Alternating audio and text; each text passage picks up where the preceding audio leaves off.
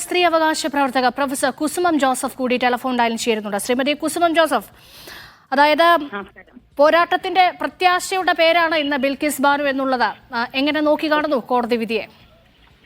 തീർച്ചയായിട്ടും അഭിമാനത്തോടുകൂടി വലിയ ആശ്വാസത്തോടുകൂടി തന്നെയാണ് ഈ വിധിയെ നമ്മൾ കാണുന്നത്.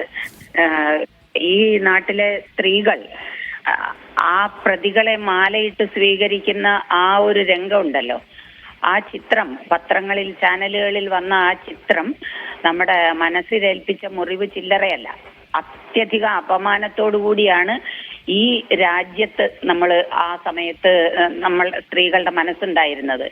ഇങ്ങനെ സ്ത്രീകൾ മൊത്തം അപമാനിക്കപ്പെട്ട ഒരു സംഭവമാണ്. ഒരു സ്ത്രീയെ അതിഭീകരമായി പീഡിപ്പിച്ച ആളുകളെ അവർ തിരിച്ചെത്തിക്കുക എന്നുള്ളത് തന്നെ ഏറ്റവും വലിയ തെറ്റ്. അത് കോടതിയുടെ ഭാഗത്ത് നിന്ന് വന്ന തെറ്റാണ്. നമ്മുടെ ഭരണ സംവിധാനത്തിന്റെ ഭരണകൂടത്തിന്റെ വലിയ പാളിച്ചയാണ്. അല്ലെങ്കിൽ ഭരണകൂടത്തിന്റെ വലിയ തോതിലുള്ള സ്വജന പക്ഷപാതവും ആസൂത്രിതമായ രാഷ്ട്രീയ അജണ്ട നടപ്പാക്കലുമാണത്. അതിൽ വേദനിച്ച സ്ത്രീകൾക്ക്, ഈ നാട്ടിലെ സ്ത്രീകൾക്ക് അഭിമാനാർഹമായ ഒരു വിധിയാണ് ഉണ്ടായിരിക്കുന്നത്. വിശേഷിച്ച് അതിനുവേണ്ടി പോരാട്ടം നടത്തിയ ഒരുപാട് പൊതുപ്രവർത്തകരുണ്ട്. ബിൽക്കിസ് ബാനുവിനെ ഈ എന്താ പറയേണ്ടത്, ഇത്ര നാളും നിന്ന് പോരാടിയതിന് അവരെ ആദരവോടുകൂടി എന്താ പറയേണ്ട അഭിവാദ്യം ചെയ്യുന്നു.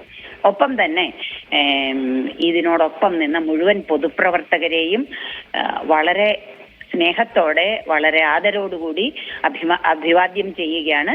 ഇത് ഈ രാജ്യത്തെ സ്ത്രീകളുടെ അന്തസ്സുയർത്തുന്ന ഒരു കോടതി വിധിയായി. ഇപ്പൊ ഈ കോടതി വിധി വെച്ചുകൊണ്ട് നമ്മൾ മറ്റു കോടതികളുടെ നടപടികളെയും ഒന്ന് വിശകലനം ചെയ്യുകയും പരിശോധിക്കുകയും ചെയ്യേണ്ടതുണ്ട്.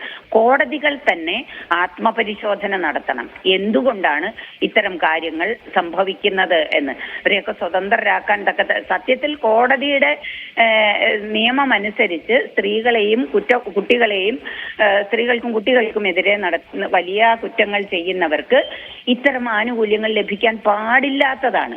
ആ നിയമത്തെ, ആ വ്യവസ്ഥയെ അട്ടിമറിച്ചുകൊണ്ടാണ് ഇവർക്ക് സ്വാതന്ത്ര്യം കൊടുക്കുന്നത്. തീർച്ചയായിട്ടും അത് തന്നെയാണ് ശ്രീമതി കുസുമം ജോസഫ്. അതായത് നോക്കൂ, ഈ ഇത്തരം കേസുകളിൽ നമുക്കറിയാം ആയിരക്കണക്കിന് സ്ത്രീകൾ ഈ ഭരണകൂടങ്ങളുടെ സ്വാധീനം ഉപയോഗിച്ച്, രാഷ്ട്രീയ സ്വാധീനം ഉപയോഗിച്ച് ശബ്ദം പുറത്ത് കേൾക്കാൻ കഴിയാത്ത ആയിരക്കണക്കിന് സ്ത്രീകൾ നമ്മുടെ നാട്ടിലുണ്ട്. അവർക്കൊക്കെ നൽകുന്ന ഒരു ശുഭ പ്രതീക്ഷയുണ്ടല്ലോ. സ്ത്രീകളുടെ അന്തസ്സുയർത്തിയ വിധിയാണ് എന്ന് തന്നെ ഞാൻ മനസ്സിലാക്കുന്നു. വിശേഷിച്ച് പിസ്ത സെതൽവാദിനെ പോലെയുള്ള ആളുകൾക്ക് ഒരു ആശ്വാസത്തിന്റെ, ദീർഘശ്വാസത്തിന്റെ, അവര് ഈ കേസിന്റെ പേരിൽ ജയിലിൽ പോകേണ്ടി വന്ന ഒരു സ്ത്രീയാണ്. വേറൊരാളുടെ കാര്യത്തിൽ ഇടപെട്ടതിന് വേണ്ടി, വേറൊരു സ്ത്രീയുടെ പ്രശ്നത്തിൽ ഇടപെട്ടതിന്റെ പേരിൽ രാജ്യദ്രോഹ കുറ്റം വരെയാണ് ആരോപിക്കപ്പെട്ടത്.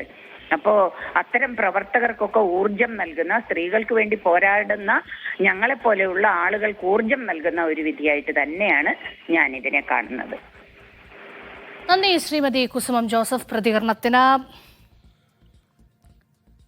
ഗുജറാത്ത് സർക്കാരിന് കനത്ത തിരിച്ചടി നൽകിക്കൊണ്ടുള്ള ഒരു ഉത്തരവാണ് ഇപ്പോൾ സുപ്രീം കോടതിയുടെ ഭാഗത്തു നിന്ന് ഉണ്ടായിരിക്കുന്നത്. പ്രതികൾ ഉടൻ തന്നെ ജയിലിലേക്ക് വീണ്ടും പോകേണ്ടി വരും. ധനസുമോദ് വിവരങ്ങൾ നൽകാൻ ചേരുന്നുണ്ട്. ധനസുമോദ്, നോക്കൂ, ഇവിടെ ഈ കുറ്റവാളികളെ ശിക്ഷ പൂർത്തിയാക്കും മുമ്പ് ഇറക്കിവിട്ട് അവർക്ക് ഹാരാർപ്പണം നടത്തി, അവർക്ക് മധുരം നൽകി, അവരെ ആരതി ഒഴിഞ്ഞ് സ്വീകരിച്ച ഒരു വിഭാഗമുണ്ട്. അവർക്കേറ്റ ഏറ്റവും വലിയ തിരിച്ചടി കൂടിയാണ്. അപ്പോൾ കോടതി നിയമവശങ്ങൾ പരിശോധിച്ച് ഈ വിധി പുറപ്പെടുവിക്കുമ്പോൾ കോടതി പറയാതെ പറയുന്ന ഒരു കാര്യമുണ്ട്, ഈ ഏർപ്പാട് ഇവിടെ നടക്കില്ല എന്ന്.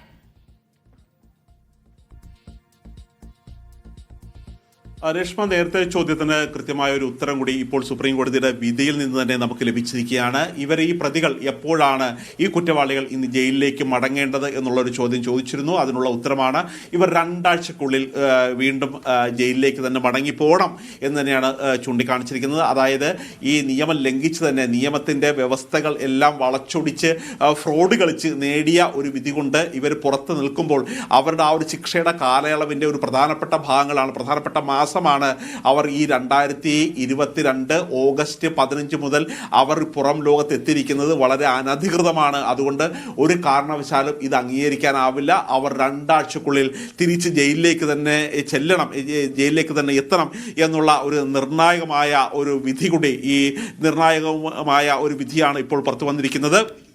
പ്രതികളെ ജയിലിന് പുറത്ത് കഴിയാൻ അനുവദിക്കുന്നത് അസാധുവായ ഉത്തരവുകൾ അംഗീകരിക്കുന്നതിന് തുല്യമാണ്. കാര്യം നേരത്തെ ഇവർ ചില വിധികൾ വളച്ചൊടിച്ചും ചിലത് പകുതി മാത്രം പറഞ്ഞും ഒരു കോടതിയെ കബളിപ്പിച്ച് ഫ്രോഡ് കളിച്ച് നേടിയെടുത്തൊരു വിധിയാണ്. അതുകൊണ്ട് ഇവർ പുറത്തു നിൽക്കുന്നത് നിയമവ്യവസ്ഥയെ തന്നെ വെല്ലുവിളിക്കുന്നതിന് തുല്യമായിട്ടുള്ള കാര്യങ്ങളാണ്.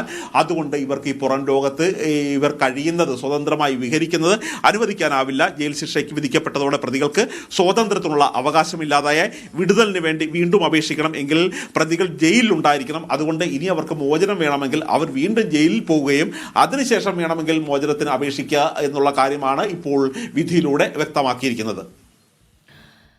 ബിൽക്കീസ് ബാനു, കൂട്ടബലാത്സംഗ കേസിലെ പ്രതികൾ വീണ്ടും ജയിലിലേക്ക് പോകേണ്ടി വരും.